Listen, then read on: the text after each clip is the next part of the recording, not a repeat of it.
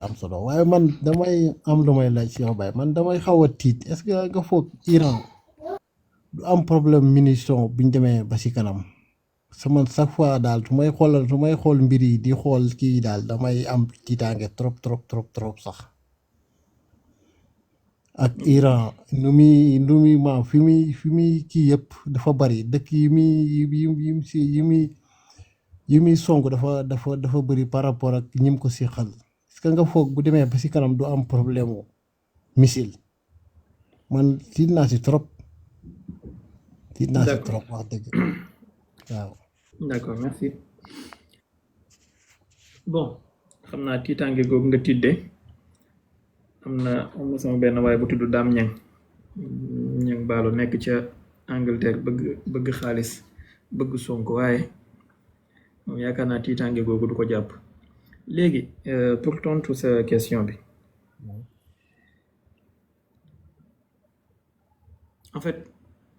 xaar ma jox la benn estimation bu ndaw Hezbollah Iran moom moo koy dimbale ci ay missile ak ay drone ak yu mel noonu waaw Hassan Nasrallah secrétaire généralu Hezbollah balaa ñu koy rey moom moo wax ne ci làmmiñu boppam mu ne Hezbollah am nañu ci ay missile loo xamante ne buñ ko xaymaa toll na ci 124,000 missile waaw ñaar fukki junne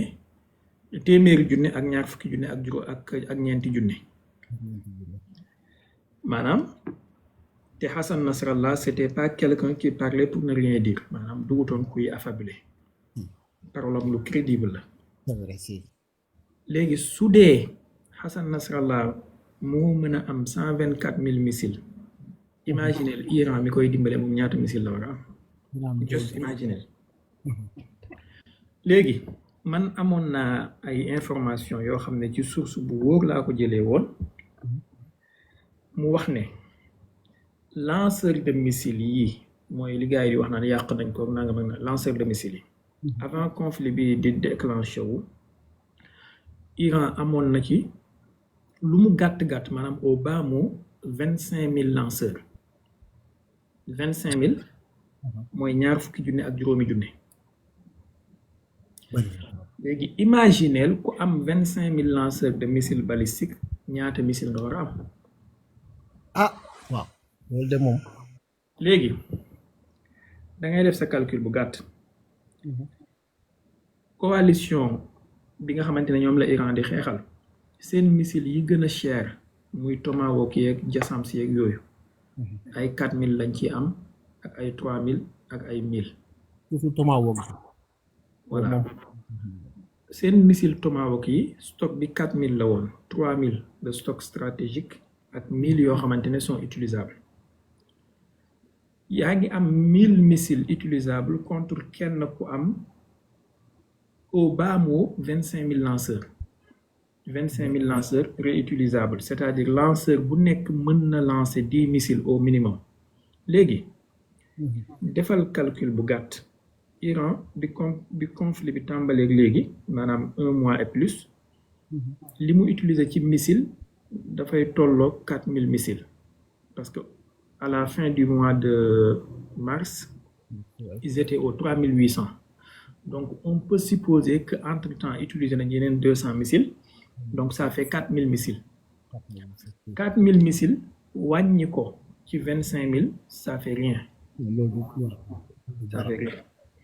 ñaareel bi 4,000 missiles yi Iran utilisé bi conflit bi tàmbaleeg léegi moo tolloog le stock stratégique bi américain yi am ci Tomahawk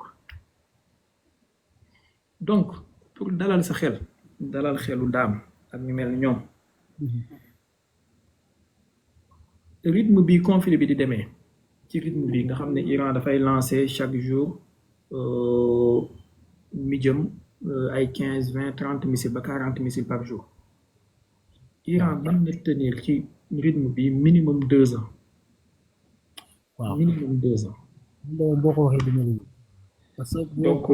dalal la sa xel ci loolu. moo c'est gisee pas gars un yi problème ce sera pas un problème. seen coow lii naan nañ cessez le feu na guerre bi jeex waa ji di nappaate guddeeg bëccëg tey jii la mujjee def ay menaces yoo xam ne nii dégguma ñëpp la dégguma la bu baax na xam naa soo mënee yëkkati kàddu gi sang bi.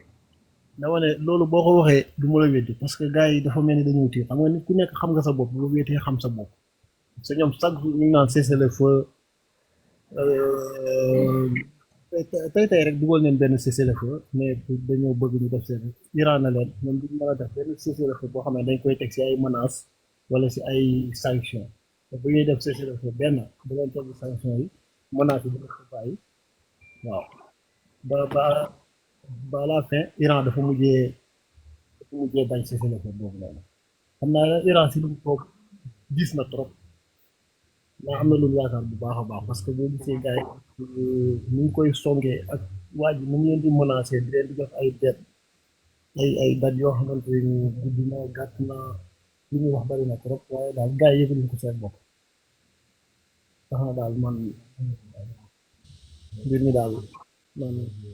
xaw na ma jaaxal trop mais nag macha allah yéen moom ku leen di déglu rek waaw seen xel dina daal man moo wax dëgg dama leen déglu guddeeg bëccëg wax dëgg yàlla macha allah di leen ñaan merci yàlla en tout cas voilà olof yi dañuy wax ne daal bu sikkim lakkandoo ku njëkk a yuuxu da ngaa ragal kon bu guerre tàkkee ku njëkk demandé cessez-le-feu yow yaa nekk ci problème yàlla ci xaw aussi waaw simple. dëgg la man wax dëgg damay déglu ay analyse yu bari ay ancien militaire américain yi ay russe France Belgique mais wax dëgg ñoom ñëpp la ñuy wax daal boo ko dégloo da ngay xam ne carrément Iran moo nekk si moo téye mbir mi te ñoom ñëpp yaakaar naa duñ mën a nekk nit ñi nga xamante ne dañu nekk ay pro iranien parce que ñoom dañuy def ay analyse ak ñuy guerre bi demee ak gars yi ñu leen dégg parce que lu ëpp ay 20 personnes 30 ba dem ba 40 yoo xam ne ni bokkul leen di déglu ñoom ñëpp dañuy wax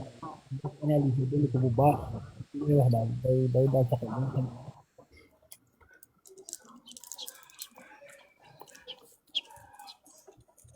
asalaamaaleykum wa rahmatullah.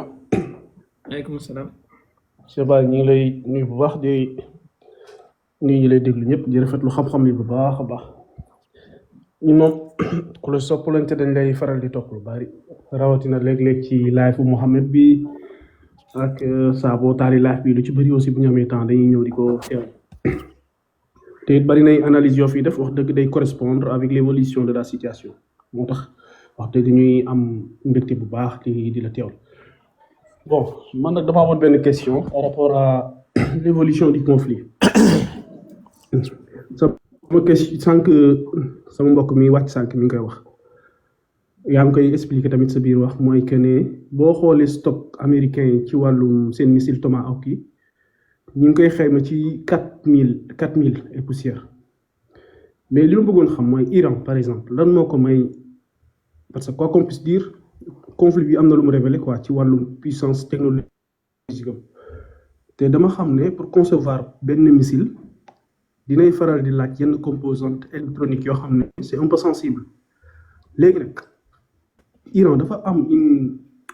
entreprise des entreprises de production locale yoo xam ne ñoo ko doon permettre muy approvisionner wu en termes donc ci composantes électroniques yooyu comment c'est-il fait que Iran dañ ko am noonu ba mën a par exemple concevoir autant de missiles ci composantes électroniques yooyu bëgg naa daal xam ndax dafa am ñu ko doon approvisionné ci suuf wala moom dafa am donc une production locale boo xam ne c'était largement suffisante merci beaucoup. merci bon yaakaar naa gis ngeen live bi pause na léegi TikTok moo yónnee signalement c'est à vous de voir bu tëbee rek incha allah ñu def nañ defoon démb ak barki démb dem ci suñu yitte léegi ndax Iran dafa am ay ñu ko doon approvisionné wala amu ko Iran dafa am base technologique bu dëgër bu solide dëkk la buy produire ci ay ingénieurs loo xamante ne boo calculer France ak Allemagne li ñuy produire annuellement Iran moom kenn moo leen ëpp li muy produire ci ay ingénieurs donc dëkk la bu am base académique scientifique ñaareel bi 60% je dis bien 60% ci li muy produire ci ay ingénieurs ay jigéen lañu maanaam bu dee 100 ingénieurs lay produire 60 yëpp ay jigéen lañu te xam ngeen jigéen su ko yàlla mayee xel may na ko maanaam jigéen moo gën a mën a nekk génie que góor ci yenn domaines yi ñetteel bi mooy 70% ci li Iran di produire ci ay universitaires 70% ay ingénieurs lañu maanaam ci filière yi tudd maths sciences technique ingénierie la ñuy génnee filière yooyu 70% de ces universitaires xam nga loolu bokkut ak dëkk boo xamante ne 80% de ces universitaires ay tëggkat lañu wala ay fecckat wala ay sociologue wala ay avocat yuy wax di teg lii yëpp nag ak tamit son passé nga xam ne civilisation la ak tamit collaboration yi mu amoon ak ay dëkk yu amoon kii mu tuddati base technologique lu mel ni Corée du Nord Chine Union soviétique may na ko mu mën a basé wu ci yooyu développer mbiru boppam moom itamit léegi am na capacité de fabrication yoo xamante ne soxlaatul lu bari ci biti puisque li muy utiliser mën na ci produire le maximum maanaam utiliser wul ay missiles hyper sophistiqués yoo xamante ne dafay demander ay microprocesseurs yoo xamante ne ils seront gravés à nanométrie ay 2 nanométrie wala benn nanométrie wala yu mel noonu ay missiles lay utiliser yoo xamante ne même 7 nanomètres doy na te ci côté boobu am na benn département bu coalition bi bombardé je crois barki démb la wala barkaati démb ci benn université de Téhéran département boobu bokk na ca lañ fa doon jàngale ak lañ fay expérimenté mooy lépp lu aju ci wàllu laser ak nu mu tuddati technologie ultraviolet ak yu mel noonu nga xam ne moom mooy technologie yi permettre ñuy graver ay microprocesseur d'ailleurs kenn ci seen scientifique yi nga xamante ne ñoo nekkoon chef de département ci côté boobu muy yaakaar naa Mahdi Tahranji la tudd suma juumul bokk na ci ñu rey ci guerru 12 jours yi kon am nañu base bi te tamit am nañu ay infrastructures souterraines yoo xamante ne ça leur permet même en temps de guerre ñu continuer seen production yi parce que par exemple seen missiles yi nga xamante ne mooy lu mel ni Desfoul Fet 110 Zoher ba ci Khaybar Shakan seen site de production yi ils sont enterrés sous terre seen missiles yi nga xamante ne ñooy Khorom Shah ak Imad seen site de production ils sont enterrés sous terre ñeenti catégorie yi laa xam yeneen yi dese na maa leer mais catégorie yi Desfoul Zoher Fet 110 Khaybar Shakan ak Imad ak Khorom Shah 7 catégories ils sont enterrés sous terre te boo xoolee daanaka ñooy missiles yi gën a redoutable ci Iran di utiliser en masse léegi nag am na ay pinpoint yu ñuy utiliser souvent lu mel ni Fatah ak yooyu xëy na mën naa am ils sont enterrés sous terre je sais pas donc amuñu problème boobu amuñu problème utilisation boobu mais nag xëy na am na ay domaines yoo xamante ne dinañ soxla ñu leen ci dimbale lu mel ni Russie wala Chine ci yenn technologie nanométrique yeeg yooyu loolu c'est indéniable que danañ ci soxla ay partenaires voilà et puis dëkk lañ bu xeew boo xamante ne xam nañ ni ñuy def maanaam dëkk bu mel ni Iran mënoo koo castrer tëj ko ci benn 4 coins rek ba du mën a am nu muy defee ingénierie ba am ay société écran yu muy mën a approvisionner woo ci lu mu soxla ak yooyu noonu voilà un peu maintenant missiles yi ñu amoon bu njëkk ba avant ñuy taxaw ak seen ñaari tànk mooy après la révolution guerru Iran Irak bi missiles yi ñu daan jëlee Union soviétique ak Corée du Nord ak Libye bu Kadhafi missiles yooyu moom moo nekk seen base technologique yu ñu tatouer ba defar ci seen yenn missiles yu bari mais après ça nag def nañ seen yeneen yoo xamante ne seen création bopp la voilà et ils sont en train de faire leur preuve sur ça donc ne vous en faites pas ci wàllu approvisionnement ak ci wàllu munition loolu moom wax dëgg yàlla man tiitaluma ci Iran sauf xëy xëy na bu dee am na lenn luñ ci xaw a jaaxle mooy capacité à renouveler les stocks de missiles à prépergol solide puisque bokk na ci site yi coalition bi bombardé en masse mooy usine de mélange de prépergol yi et loolu ça peut affecter capacité de renouvellement des missiles à prépergol solide à moyen terme voilà à court terme voilà peut-être ça va prendre des mois peut-être ça peut prendre même des années mais c'est pas critique d'autant plus que am nañu stock bu doy ci loolu et aussi am nañu capacité de production des missiles à prépergol liquide qui sont enterrés sous terre comme xorom chah bi ma la wax ak Rimad connaissant que ñoom ñooy daanaka léegi missile de base yi nga xamante ne nii moom la ñuy gën a utiliser maintenant ci capacité de mélange de prépergol yooyu comme ni ko Bill waxee la Chine est là Chine mën na ko fournir ay matières yoo xamante ne nii du soxla ay usines de mélange directement c'est des matières préfabriquées da ngay ñëw utiliser ko maintenant pour renouveler seen usines yooyu noonu wala reconstruire ko ça peut prendre du temps mais de toute façon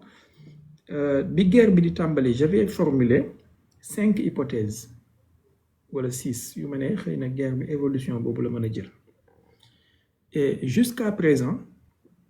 hypothèse bi nga xamante ne nii moom moo gënoon a favorable ci coalition bi fu ñu mënoon a bës mu faire du mal à l'Iran ils l'ont perdu mooy fexe casser la cohésion nationale fexe créer ay révolution de couleur ay soulèvement ay nangam ça a échoué lamentablement donc tant que la cohésion nationale est là le reste c'est des détails qui peuvent être réglés facilement allez-y s'il y a d'autres questions. macha allah xam-xam bi ma ne ko tontu li leer na lool ñu ngi rafetluwaat xam-xam bi bu baax a baax ça fait toujours un plaisir ñu lay déglu nag xam naa dañuy wàcc rek tapoter ci suuf incha allah. merci. jërëjëf. Khalid Ibn Walid salaamaaleykum.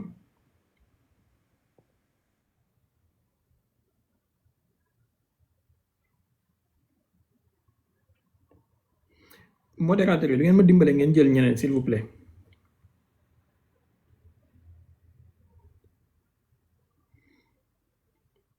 bisimilah. Cheikh Baye ñu ngi lay ziar bu baax. delloo ziar. di la jox sa wàccuwaay. di la kontaanee bu baax di la yàgg déglu di la suivre. di la ñaan suñu borom defal la tawfeex bu baax a baax a baax. wax dëgg yàlla yàgg nañ di la bëggee bu baax a baax a baax macha allah di rafetlu xam-xam bi. ak yiw gi ak yar gi ak dal gi yëpp. macha allah man de benn laaj rek laa doon laaj comme li Trump wax tey. mais ci benn guddi rek dina mën a def Iran doom te bañu sax ba crime de guerre sax bañu ko si yow loolu noo ko jàngatee daal. loolu la wax. waaw loolu de la wax maanaam mbaa du dem kon ba utiliser arme nucléaire bi. déglu ma ko mais su dee loolu la wax de du ma. moom la def kay taf kay ci discours tay bi kay loolu la wax. xam naa ne sañ na ko de c'est le cadet de ses soucis pour mu wax. waaw nee na bañ ci sax crime de guerre moom. xam ngeen Trump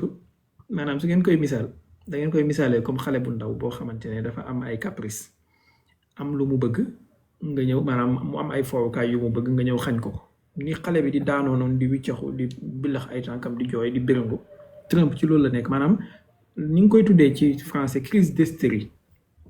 crise hystérique donc dafa nekk ci benn état wu hystéria boo xamante ne ni il est comme un gamin en fait sérieusement comme un gamin c'est-à-dire damaa ñëw attaquer la guerre nga résister léegi bëgguma nga résister ma commencé di yuuxu ñëwal capituler puisque capituler woo donc je vais continuer à t'insulter pourquoi capituler woo nangam taan et puisque loolu effectué wu la ma commencé di la menacer damay toj télé bi damay toj verre yi yéen ñëpp voilà ku ci am xale ci yéen xam na façon yu mel noonu léeg-léeg boo amee doom bu capricieux su bëggee dara soo ko joxul li muy def voilà donc dafa nekk ci façon crise boobu noonu te sérieusement Fulani na nga def na nga lay ziar sérieusement su ko waa Amérique bëggoon na dimbale dañ ko war a yóbbu ci médecin mu seet ko mais le gars il n'est plus seul dans sa tête xoolal li mu bind démb ci Twitter wala ci réseau social am boobu xaw ma waa démb la yaakaar naa maanaam il a littéralement insulté en fait il utilise des vocabulaires yoo xamante ne ni des ivrognes ñoom ñoo koy utiliser du vocabulaire nit ku normal rawatina un chef rawatina un président d'une grande puissance ay open def nangam straight xaw ma lan ak lan if you don't do it the hell will rain xaw ma lan ak lan ba pare fu mu ko tëjee glory on xaw ma on Allah xaw ma inna maanaam dara desul lu du mu ne allahu akbar damay ñëw jihaad def kamikaze loolu kese moo ko desee en fait léegi nag quand tu as un adversaire qui est dans une crise hystérique yow da ngay garder sa sérénité la meilleure manière de gloire à Allah voilà loolu la wax gloire à Allah bu yàggee mu wax allahu akbar comme ni ñoom Boko Haram ak ñoom Daesh di def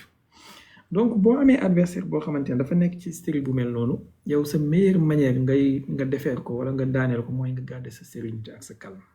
te loolu moo koy gën a métti fi mu toll nii maintenant ndax du dem ba utiliser arme nucléaire wala dina ko utiliser dellu leen ci live yi ma defoon yaakaar naa ci biir koor gi la waxoon naa leen fi ne Trump su utiliser arme nucléaire bu mu leen bett bi ma ko fi wax maa ngi gis ñoom soxna Dada jour boobu affaire leen jëlee woon kaw ils avaient du mal à le croire jàpp naa ne foofu lañ jëm et su amee maanaam suba su ma xëyoon ñu ne bombardé nañ Iran avec du nucléaire wax dëgg yàlla du ma bett et je vous l'aurais dit yaakaar naa am na benn live boo xam ne Bill sax mu ngi fi woon tuddaloon naa leen ay tibu bombe yoo xamante ne américains yi commencé nañ koo déplacer te y avait pas de raison ñu war koo déplacer ce qui veut dire que opération bi ñu def barki démb le fait que mu échoué bokk na ci li gën a traumatiser Trump actuellement mu nekk di saaga ak def yi muy def nii voilà léegi comme mbir yi toll na foofu sincèrement su mënul jot ci uranium enrichi bi su mënul jot ci détroit d'Ormuz bi su mënul jot ci capitulation wu Iran maanaam cessez-le-feu bi mu bëgg bu mu leen bett ñu bombardé Iran ak nucléaire man nag li may wax naa ko ba pare iranien yi lu leen dal seen fatwa boobee ñu jëloon ci araamal arme nucléaire moo leen ko yóbbee lii je le dis à mes amis iraniens je l'ai dit même à des officiels yu ma xam lu leen dal fatwa boobu moo leen ko yóbbee suñu amoon arme nucléaire tey kenn du bombarder seeni université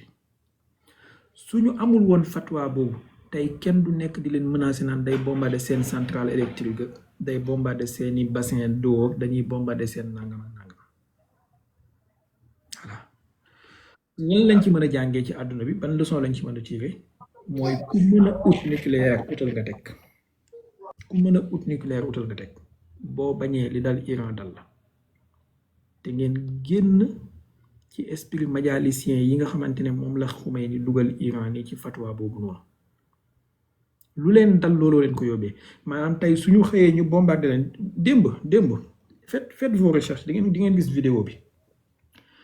ci plateau wu télé yaakaar naa chaîne 14 la xawma 12 bu Israël ci lañu toog di discuter avec Ben Gvir ci plateau bi ñuy koy laaj pourquoi duñu utiliser ay bombes en neutron ci Iran maanaam ces gens sont en train de parler de l'hypothèse d'utiliser des armes de destruction de masse contre l'Iran tey ci suba gis naa benn vidéo boo xamante ne ki ciy wax mooy ambassadeur Israël bi nekk ci Nations Unies bokk na ci li mu wax vidéo bi Fox News la xaar ma xoolal leen vidéo ma tegal leen ko xaar leen lii duma ko tayal xaar leen may leen ma tuuti ma seet vidéo bi dama tegal leen ko ngeen dégg en fait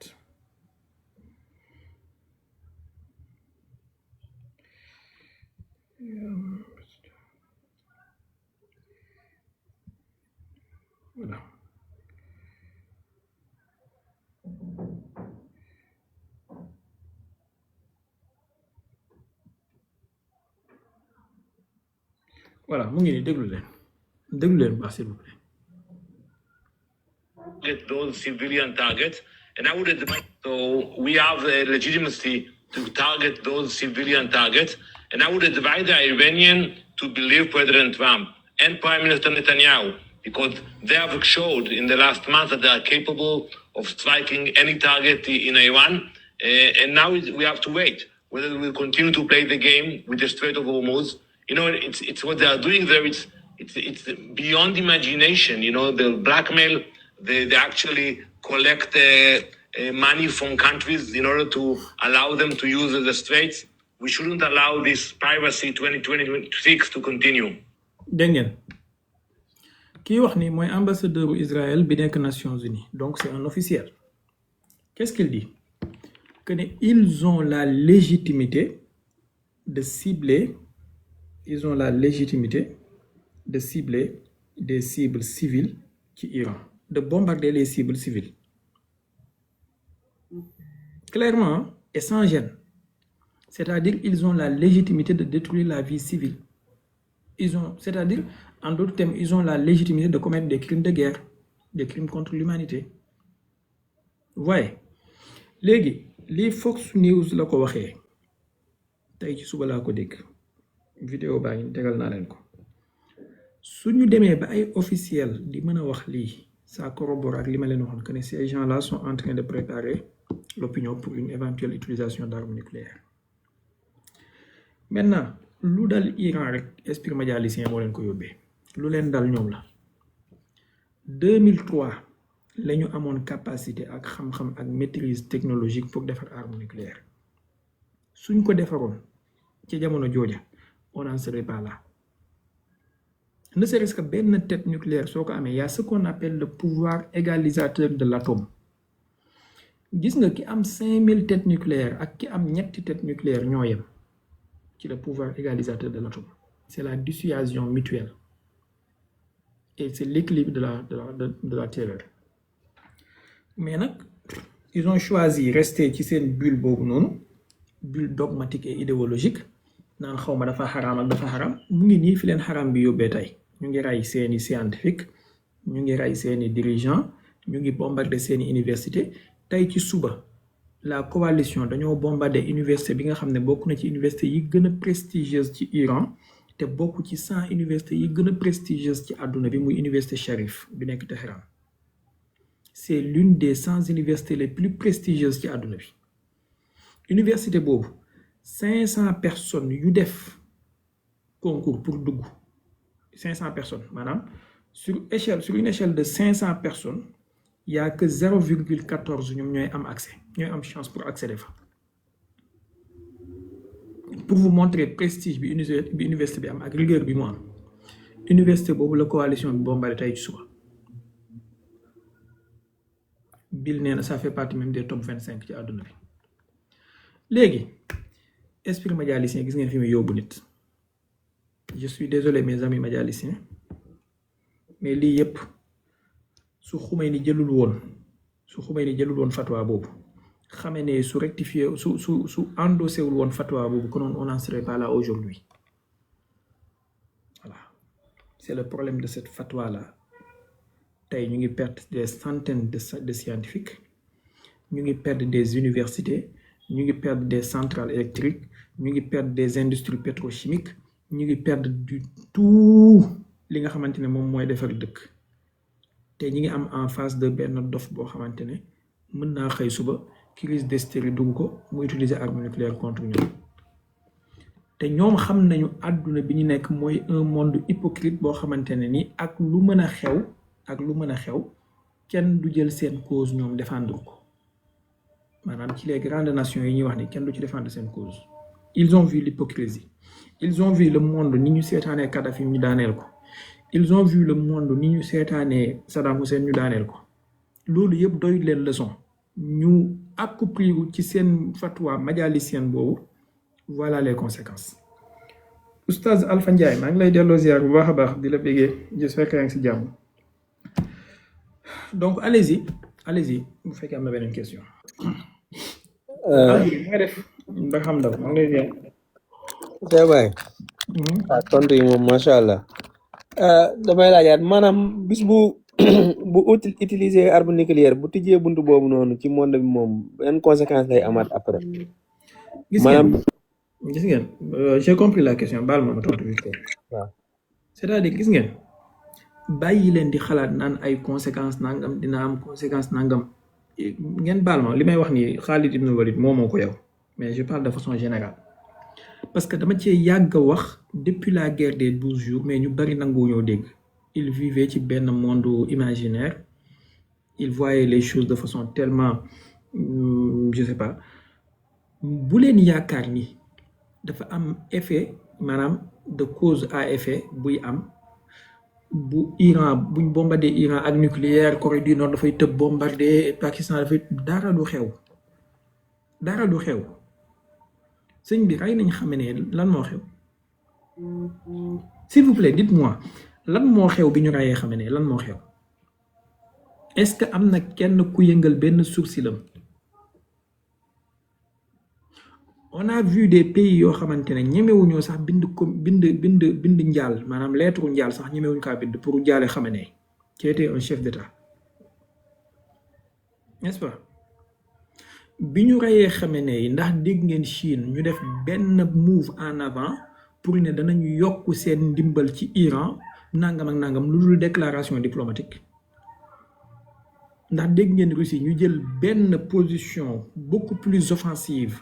pour dimbale Iran lu dul ay déclaration diplomatique donc damay bañ je vous aime beaucoup mais damay bañ seen déception ngand et Poutine dafa am lu am solo lu mu waxoon mu ne lorsque la déception est trop grande c'est parce que les attentes ont été exagérées voilà su ngeen amee trop d'attentes ci lii buñ defee lii dina xew buñ defee Iran lii dara du xew tous voilà rey nañu Qassim Soleimani Iran moo fayul boppam moo jooyam kenn dimbalewu ko rey nañu Amir Ali Haji Zada Iran moo jooyam moo fayul boppam kenn dimbalewu leen déclaré nañ leen guerre 12 jours Iran moo résister boppam moo jooyam guerre bi jeex na au lieu ñu dimbale ko ñu taxaw ak ay posture diplomatique ak ay négociation ba deuxième guerre bi am rey nañu ki gën a màgg ci seen réew mi muy Khamenei Iran moo nekk di jooyam moo nekk di défendre boppam kenn dimbalewu ko personne ne viendra à son secours personne li ma leen wax nii mu neex mu naqari bind leen ko ngeen denc vaar am na ëllëg danañ fi dajeewaat vidéo yaa ngi fi bind leen ngeen denc je vous avais dit que Russie du mës a dimbale Iran ci ay système de défense S-400 ana ñu tey gis ngeen ay S-400 ci biir Iran su dee gis ngeen ko wan leen ma ko ana Sukhoi 35 yi gis ngeen ko wan leen ma ko su dee gis ngeen ko yàlla xam na ne je veux pas avoir raison su ma sañoon ma juum ci sama analyse mais je suis désolé de vous le dire c'est la triste réalité la Sukhoi 35 wala Jabel 44 wala Mati Khoroja 68 wala Fulani 58 waalu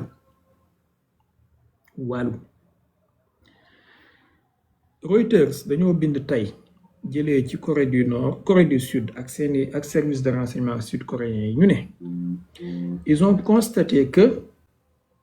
Corée du Nord sax dañoo commencé jël seen distance ak Iran pour préparer éventuelle négociation ñoom ak États-Unis Reuters ñoo ko bind awma ci benn responsabilité dam la ngeen vérifier dépêche bi mu ngi ci Reuters gis nga dañoo nekk ci àdduna boo xamante ne c'est un monde cruel au vrai sens du mot un monde cruel loo defalul sa bopp kenn du la ko defal am na ku bind léegi ne gis na li may wax ne ci Reuters merci beaucoup loo defalul sa bopp kenn du la ko defal man duma ñëw di leen wax li ngeen bëgg a dégg dama leen di wax la réalité des choses et puis ñu toog seetaan su doon dama bëgg di leen wax li ngeen bëgg a dégg mën naa ñëw fii ne leen Iran bombardé na Israël dara desu fa ay abri provisoire la ñu nekk di fanaan léegi je sais que c'est pas vrai su deen dama bëgg li leen wax lu ngeen bëgg a dégg mën naa ñëw ne leen Israël daaneel na 50,000 avions américains daaneel na 3 porte avions ak 6 bateaux ak nangam je sais que c'est pas vrai à quoi ça sert ma ñëw di leen wax loolu di leen endormi te li may wax xam naa ne amul maintenant maintenant Iran suñ ko bombardé ak phosphore blanc dara du xew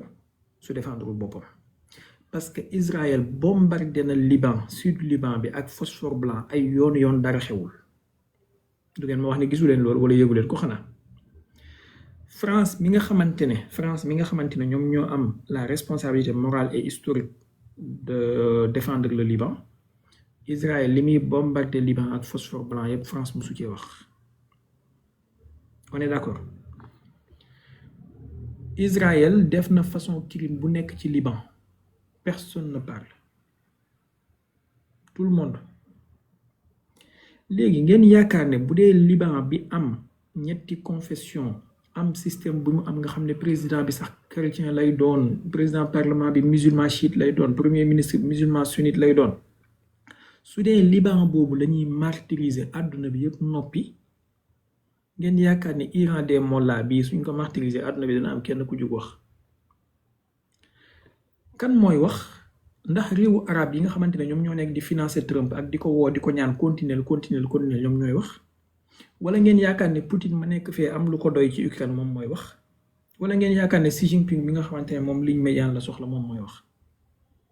wala kan mooy wax indien yi nga xamante ne ñoom ñooy joxe coordonnées bateau iranien yi pour que américains yi couler bateau bi ñoom ñooy wax. Arrêtez de rêver mes gars je vous aime beaucoup mais arrêtez de rêver wax dëgg yàlla ay wishful thinking la ça ne correspond pas à la réalité est tout autre. Cuba ñu ngi nii di ko embargo ñu ngi nii mettre ko sous siège ñu ngi nii xañ ko lépp ndax dégg ngeen kenn ku ngaa gémmiñam ci àdduna bi mennam Russie moo nekk di jéem a lijjanti pour jottali ko ay gasoil ak ay essence ak nangam mennam Russie c'est à minima. Arrêtez de rêver balaa déception bi di yaatu. Soyez modérés dans vos espoirs et espérances. Soyez modérés dans vos attentes pour que la déception ne soit pas grande. C'est un conseil que je vous donne. Voilà. Tey Donald Trump wala Netanyahu su xëyoon bombarder Iran avec des armes nucléaires Iran moom mooy jéem a def capacité de seconde frappe en utilisant des bombes sales wala des armes nucléaires mais du benn nit ci àdduna bi mooy jukk ne dafay bombarder Israël wala Amérique avec des armes nucléaires ça sera pas le Pakistan ça sera pas la Russie ça sera pas la Corée du Nord ça sera pas la Chine d'accord voilà su dee li ma wax nag gëmu leen ko nañ toog seetaan li ma xam daal mooy les Iraniens se défendent ils se défendent pas mal ils se défendent très bien quand même et c'est à saluer am nañ ay points forts c'est à reconnaître am nañ ay points faibles c'est à souligner mais am na lu leen handicapé te ñoom ñoo handicapé seen bopp mooy seen fatwa de majalisienne la bu leen tere woon am arme nucléaire suñ ko amoon on n'en serait pas là point à la ligne voilà on continue s'il vous plaît am na copine nee na naa leen bàyyi ngeen rêver laisse-nous rêver d'accord je vous laisse rêver c'est bien. jërëjëf waay Cheikh Baye rafetlu nañ xam-xam bi bu baax a baax yàlla saa borom defal tawfeex jërëjëf waay loolu rek laa doon kii. jaajëf Khalid jaajëf. ayca Malick bismillah.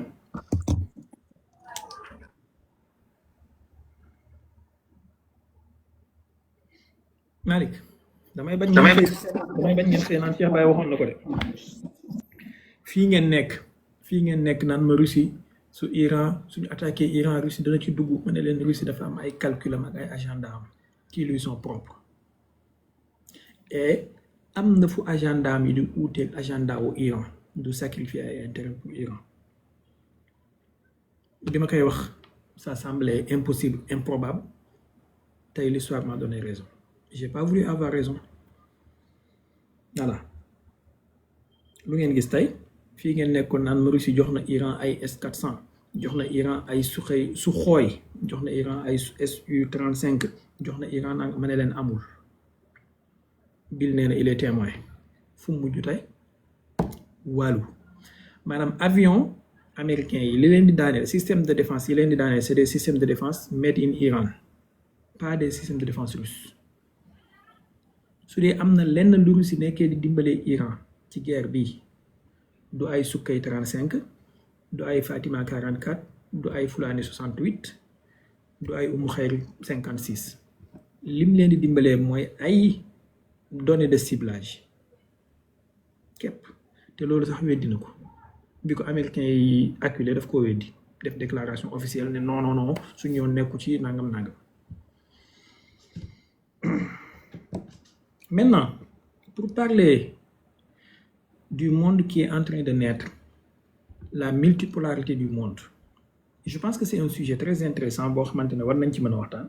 parce que je vois pas beaucoup de gens di ci wax. En fait, da ngay dégg ñu bari ñu naan la le monde est devenu multipolaire, le monde est devenu multipolaire. Man jàpp naa ne je peux me tromper encore une fois, j'espère me tromper, jàpp naa ne le monde n'est pas encore multipolaire, mais il est en voie de multipolarisation. Il y a une différence entre les deux. Le monde n'est pas encore multipolaire, mais il est en voie de multipolarisation. C'est-à-dire, dafa nekk bu dee ci métaphore kii la da nga naan dafa nekk di waaj a wasin. Le monde multipolaire dafa nekk di waaj a wasin mais juddoogul. Pourquoi ma wax loolu mooy tey pour nga am benn pôle ci àdduna bi mu nekk pôle bu fiable du caagene rek da ngay am ay armes yu nouvelle da ngay am ay armes yu moderne wala soxna Tima nee na l'heure est grave, l'heure est très grave. Bu ngeen laajoon fan sa Modou Lo yi démb ñoom dinañ xam ne l'heure est grave. Léegi maam borom daaru nee na Iran Russie jox na ko sukkay kay. Ah bon, maam borom daaru après yéegal nga wax ñu ban sukkay la ko jox, sukkay caam la wala sukkay bi tey wala sukkay soow incha allah. Xam naa daal Russie moom am na ay kii ay Khadija ak ay sukkay yu bari bari léegi da ngay yëg nga expliquer ñu ban la ci ak yan caractéristique la am. Léegi may leen ma bu leen ma déconcentrer s'il vous plaît, calmez-vous, jël leen seen kaasu café ngeen naan wala seen kaasu thé voilà ngeen may ma wax tuuti ci multipolarisation du monde bi après ma jël leen Moussa xaaral ma kii la après naa la jëlaat ma wax ci multipolarisation du monde bi après ngeen yéeg continuer seen question yi. C'est un sujet qui est intéressant.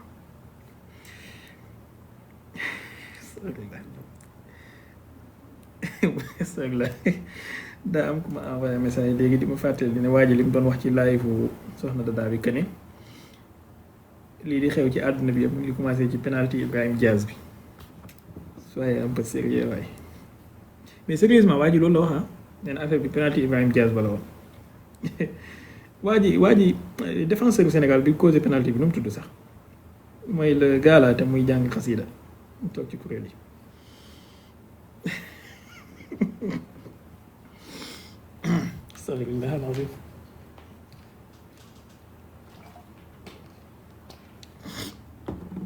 El Hadj Malick Diouf El Hadj Malick Diouf nee na El Hadj Malick Diouf comme taalibi sëñ bi la nee na sëñ bi moo feeñu ci moom ci mbootu yàlla jox Iblis penalty woon ko ne ko même su ma la mayee penalty doo ko mën a dugal waaw c'est du haut niveau ça c'est du haut niveau c'est du haut niveau. Parfois nga dégg yoo xamante ne ni wuuf tu es abattu complètement sa doole yëpp ay jeex. nee na combat bi maanaam penalty bi duutoon penalty rek comme ni ñu koy gisee mais diggante Iblis la woon ak sëñ bu mag bi voilà. léegi Bill dinaa la jël incha allah après nga ñëwal ci multipolarité bi xaaral ma kii tuuti ma concentré wu tuuti def benn 5 minutes après ma jël Bill. di ngeen may reytaan loolu yi baaxul dara bàyyi leen ma concentré wu s'il vous plaît jàpp leen ci. wala boog da ngeen a bëgg ñu jugandoo daanandoo dóorandoo. نعيمي يا ذكر المصطفى نور من خص بأسرار أسماء مهيمن من خص محمد عبد الله ناصر دينه وأنصاره ما لا يعد ولا يحصى طوى أيامه متقلدا وللنفع والإرشاد قد أدمن الحرصان فيا ليت شعري هل أفوز بزورة لدار حبيب الله هل أعمل النصار ديار لمن قد بات عرشا لعرشه ووافى بخمس لن ترى سرمدا نقصا أعفر خدي بالربوع ربوعه وأسقي بماء الشاي تربة خصا تؤمن léegi yaakaar naa c'est bon soxna Dada mu ngi bind li waa ji doon wax nee na Iran waa ji nee na Iran ak Sénégal ñooy contrôler àdduna bi te ñooy protéger àdduna bi la wax ak diine ji nee na Iran ak Sénégal ñoo nekk di ko protéger ñu teg xasida xaaral ñu teg xasida tuuti ay xasaayit comme ça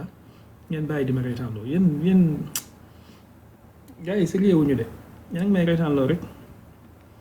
xaaral ñu teg xasida maam borom Tuubaa yi tuuti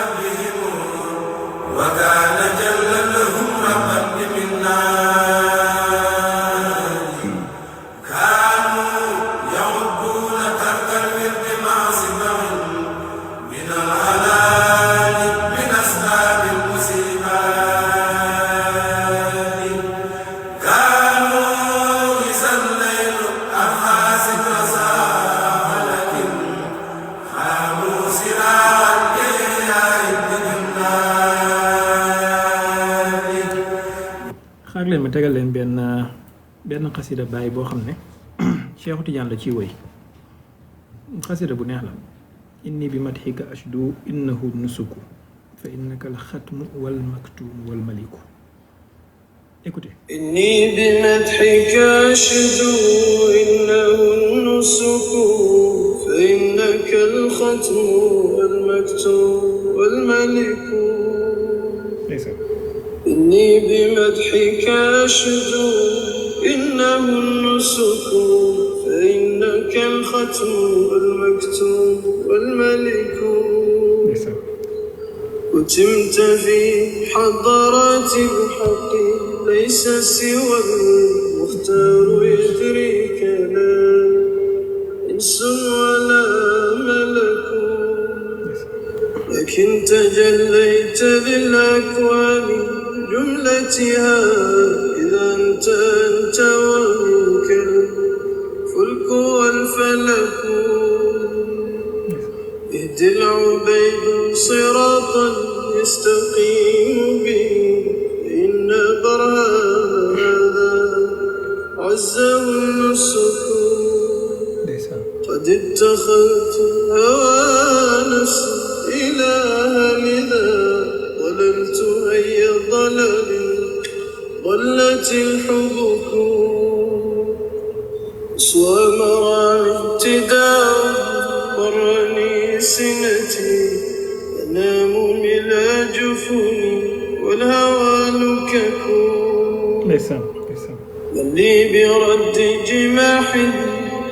عن غوايتها من لي بتحويل حالي ليلي الغسك أميل نحو سليمان تارة ولصدى تارة ولليلى إن ذا عفك منايا تقلب الأسواء جملتها محاسنا بسواها ليس لي درك والله لو كان ذا القرون معا قد جنيت نبتي في فيه مشتبكون أزكى صلاة وتسليم على سندي والآل والصحب دبا ساقها الملك. alors c'est bon mën nañu continuer Cheikh Tidiane la ci doon wéy mais boo xamee li muy wax mënoo difficilement ngay contrôler sa bopp léegi ma ne la multipolarisation du monde c'est bon maintenant vous vous êtes calmé voilà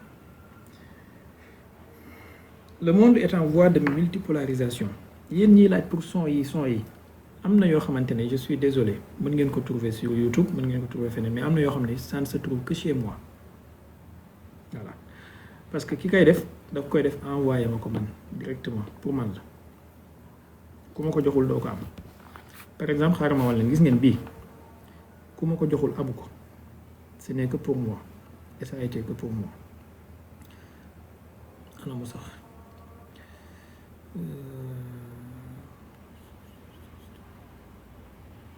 بني ألا أيها الممدوح يا أفضل الورى ويا أيها المحمود ذو الحمد واللواء بسرك بالذات العلية ak yeneen yu dul yi maanaam yi nga xamante ne dafay apaiser xel dafay dalal xol dafay bu leen sonn di ko wax ci YouTube bi du ngeen ko fa fekk voilà léegi soxna Dada yow ak Sa Thiès yéenay contrôler Sénégal voilà Sa Thiès mooy contrôler lépp luy wàllu armée wàllu militaire ak wàllu coup yu dëgër yi yow soxna Dada yaay contrôler lépp luy wàllu kii reytaan yeeg yooyu noonu n'est-ce pas Seydi Diawel astagfirullah on continue su ngeen ma déconcentré fii ba li ma bëggoon wax ma fàtte ko damay jël bil yéegal ko mu continuer waxtaan bi après ma toog seetaan leen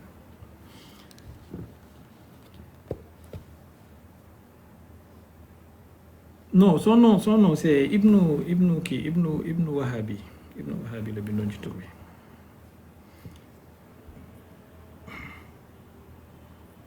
léegi ma ne le monde est en voie de multipolarisation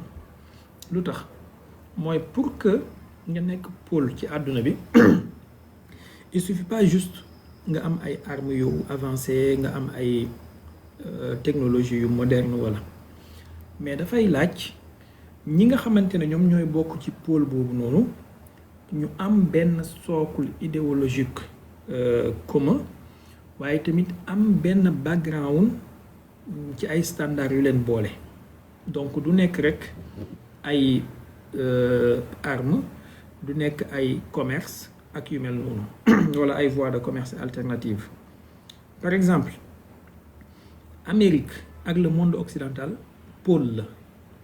la parce que dafa am lu bari lu leen boole te ñoom dañ koy wax sax boo déggee ñu naan les valeurs occidentales les valeurs de l'Occident n'est-ce pas donc am nañu benn socle idéologique bu leen boole am nañu background yu leen boole am nañu une vision du monde bu leen bu lié am nañu itamit ay idéaux yoo xamante ne moom la ñuy défendre de sorte que tey soo demee dans l'Occident li nga xamante ne nii ki bokk ci ñoom daf koy def ñu accepter ko ku bokkul ci ñoom su ko defee dañ ko koy bañal prenez juste l'exemple tey guerre bi di am nii la Russie bi mu attaqué Ukraine ñëpp a jug sanctionné Russie ñëpp a jug dénoncé ko Israël ak Amérique bi ñu attaqué Iran kenn sanctionné wul Israël kenn sanctionné wul États-Unis wa ala hada faqis boo demee ci ancienne Union soviétique c'était un pôle moom itamit parce que am na ay idéaux yu leen boole woon am na background historique bu leen boole woon am nañu une vision du monde bu leen boole woon c'est-à-dire anthropologiquement pôle bi il faut que ñi koy composer mu am lu leen boole ba pare ñu am ay intérêts communs tey dans le monde occidental li ñuy tuddee le G7 plus bon plus bi dañ ci yokku Japon rek mais à part ça tous les pays du G7 ñu ngi ci le monde occidental dans le monde occidental qui est le pôle occidental ñoom ñëpp ñoo bokk façon bi ñu bëgg a doxalee àdduna bi ci li ñuy tuddee ay liberté ci li ñuy tuddee ay droits de l'homme droits des minorités ci li ñuy tuddee ironiquement le droit des des races supérieures sur les races inférieures beaucoup mënee waxee noonu maanaam on vient vous apporter la démocratie par des bombes par des missiles on vient vous civiliser parce que vous êtes des barbares et ñun quand on commet des crimes de guerre ce ne sont pas des crimes de guerre par contre yéen quand vous commettiez des crimes de guerre ce sont des crimes de guerre abominables ainsi de suite beneen bi mooy tey jii dans le monde occidental ñoom ñëpp ñoo bokk système financier bi ñu gisee àdduna bi c'est-à-dire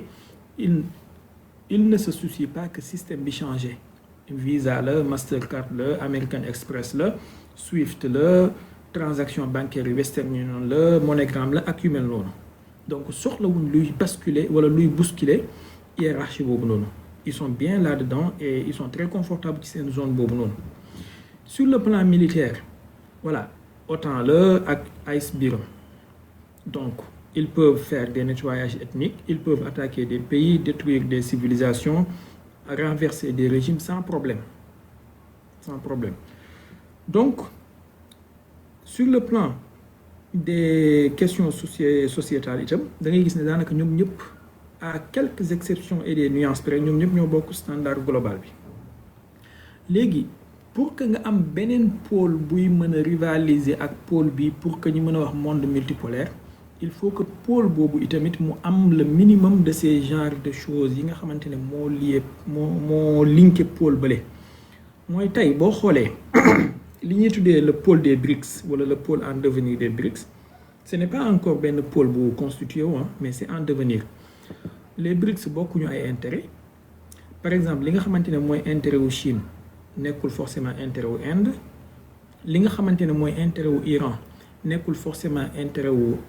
Émirats arabes unis mooy Dubaï ak Abu Dhabi li nga xamante ne mooy intérêt wu Russie nekkul forcément intérêt wu Égypte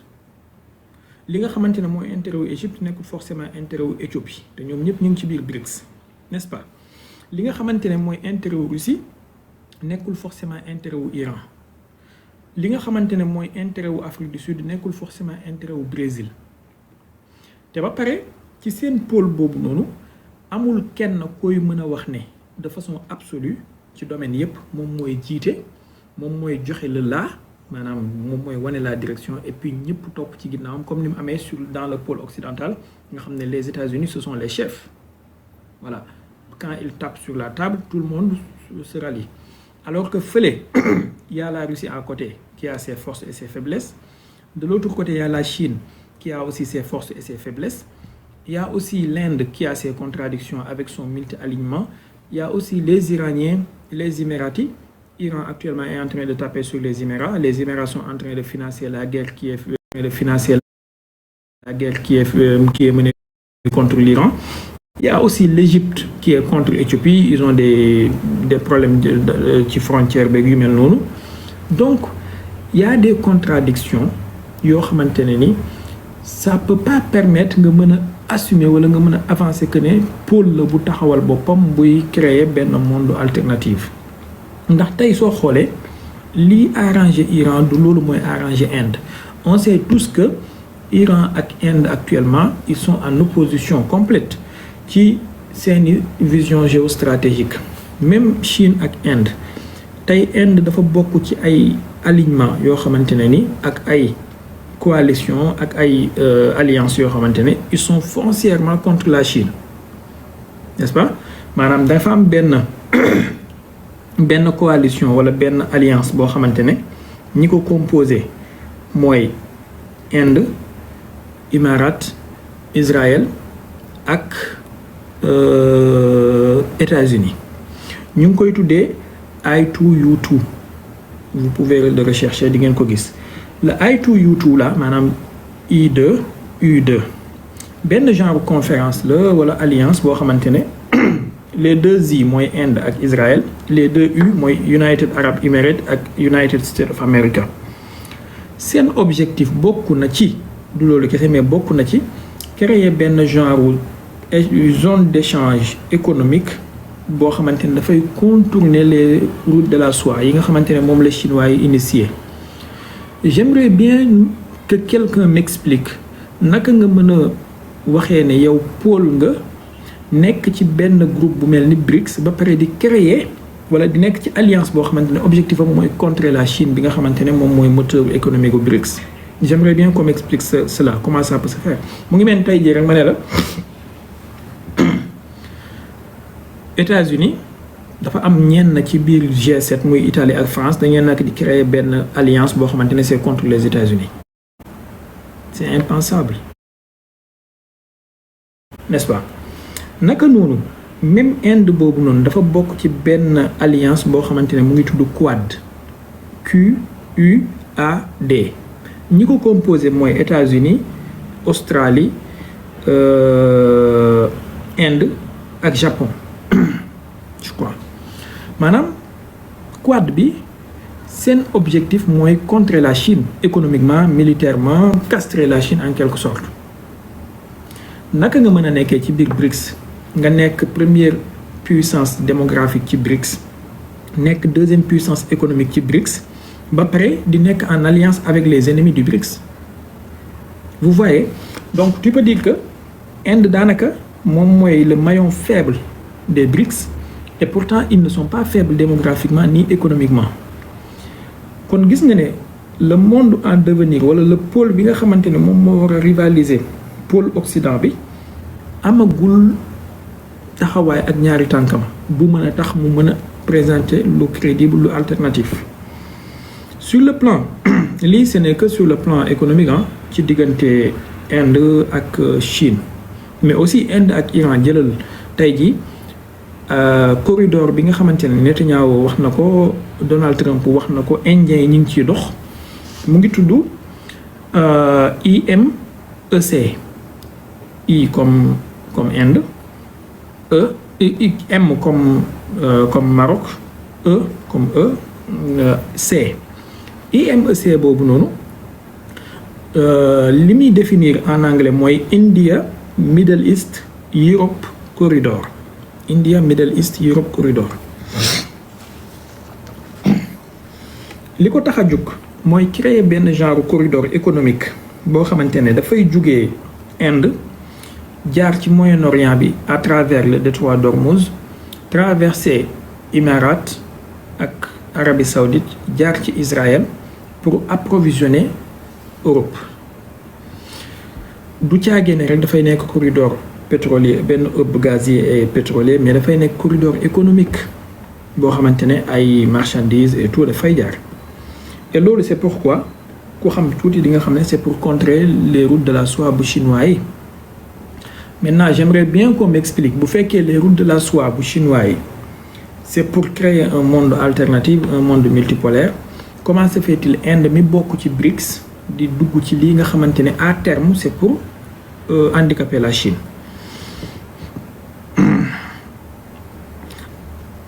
Quatrième point bi mooy Iran maanaam corridor bi ma leen wax nii mooy IMEC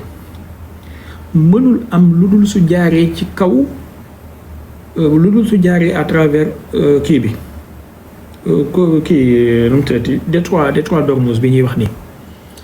léegi le détroit d'Ormuz kan moo koy contrôler actuellement de fait ce sont les Iraniens. Et les Iraniens ils sont en opposition actuellement politique avec l'Occident. Ils sont en opposition militaire avec les Émirats, avec l'Arabie Saoudite, avec Israël. Maintenant, Inde étant allié ou Israël, étant allié ou Occident ci yenn domaines yi, ils ne se soucieront pas pour jàppale la coalition s'il le faut ñu daaneel pouvoir bi en Iran, ñu def changement de régime pour avoir un régime beaucoup plus conciliant avec leurs intérêts. Donc vous voyez un peu, c'est beaucoup plus mitigé et c'est beaucoup plus complexe qu'on veuille le croire que ne rek le monde est multipolaire, les BRICS ñu ngi fii, Occident ñu ngi fii. Non. C'est beaucoup plus complexe que ça, beaucoup plus complexe que ça. Beneen bi mooy soo jëlee la Russie.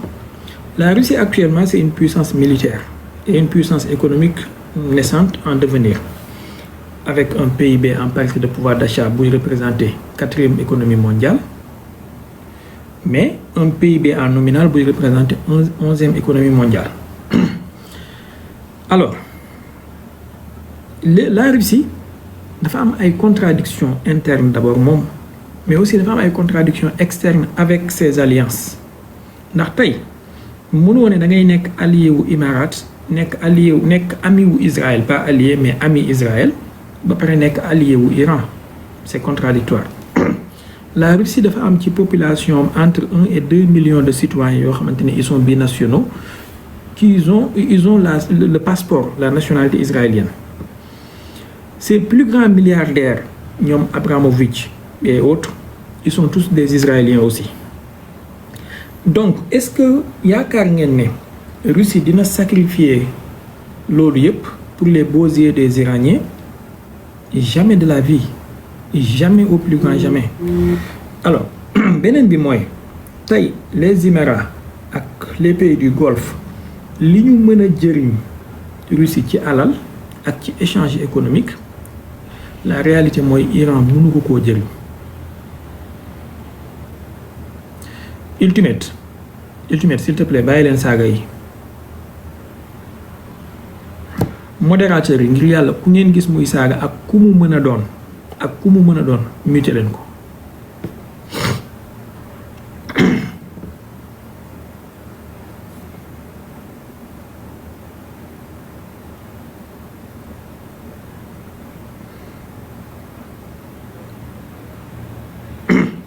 donc je disais donc la Russie échange économique yi nga xamante ne ni pays du Golfe bi mën nañ ko koo jëriñ Iran mënu ko koo jëriñ actuellement donc la Russie a besoin d'un Iran faible mais quand même comme allié mais restant faible et non nucléaire léegi yooyu noonu yëpp soo ko boolantee nga ñëw ci sur le plan financier et monétaire la banque des BRICS bi nga xamante ne siège bi mu ngi nekk Shanghai je crois est-ce que xam ngeen ne banque boobu noonu ay devises sont libellées en dollars mooy bi Dilma Rousseff jiite j'aimerais bien qu'on m'explique naka nga waxee ne da ngaa bëgg créer un monde multipolaire da ngaa bëgg a nekk pôle alternatif contre l'Occident ba pare yow sa banque bi nga xamante ne moom nga créer pour ça nga libellé monnaie bi en dollars j'aimerais bien qu'on m'explique ça c'est des choses yoo xamante ne ça demande des réflexions profondes ce ne sont pas des ngeen baal ma ci kàddu gi a'uuzu billahi min kalimati ana mais ce ne sont pas de la géopolitique par revue de presse et de la géopolitique par passion wala par émotion c'est la réalité des choses qui sont très dures souvent très compliquées à comprendre mais très factuelles wuuteeg kuy ñëw rek naan la non Russie ak Chine ak Inde ak Iran ak waa BRICS comme soo ak suukar nangam dañuy àndandoo di jaanandoo di jugandoo di dóorandoo di xàccandoo di dóorandoo c'est beaucoup plus complexe que ça yaa axi beaucoup plus complexe que ça d'autant plus que ce monde-là qui se dit multipolaire qui se dit alternatif amul alliance militaire boo xamante ne comme bu Occident am tey Occident am nañu alliance militaire am nañu ay accord bilatéral am nañu ay accord d'entraide militaire n'est-ce pas am nañu lu ñu tuddee OTAN ak seen article 5 am nañu ci biir traité wu Union européenne article je crois 23 la xawma 43 je kii entre les deux je confonds entre les deux mais benn ci yooyu am nañu ay clauses yoo xamante ne dafay lier tous les pays de l'Union européenne avec l'OTAN allez vérifier cela c'est vérifiable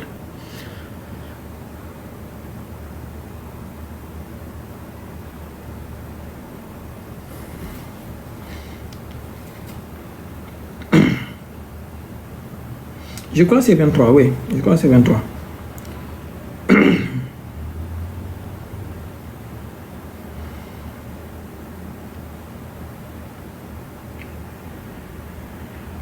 alors donc ça lie de facto tous les pays de l'Union européenne à l'OTAN loolu amul ci BRICS amul ci organisation de la coopération de Shanghai wala pour la coopération de Shanghai amul ci benn ci yooyu nga xamante ne dañuy am vocation pour créer un monde alternatif et pour nga nekk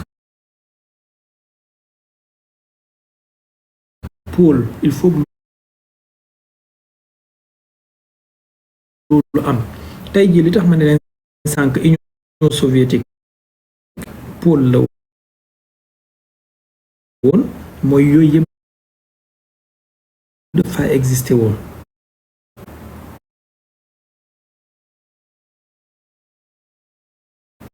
mais force est de constater que monde bi ñu jëm nii yooyu amu fa wala amagul fa bokk amagul fa maintenant am na ay évolution yu commencé di am ci ay échanges entre les pays par devise nationale yeeg yooyu lu mel ni tey Russie ak Chine ñu ngi def ay échanges ci seen monnaie locale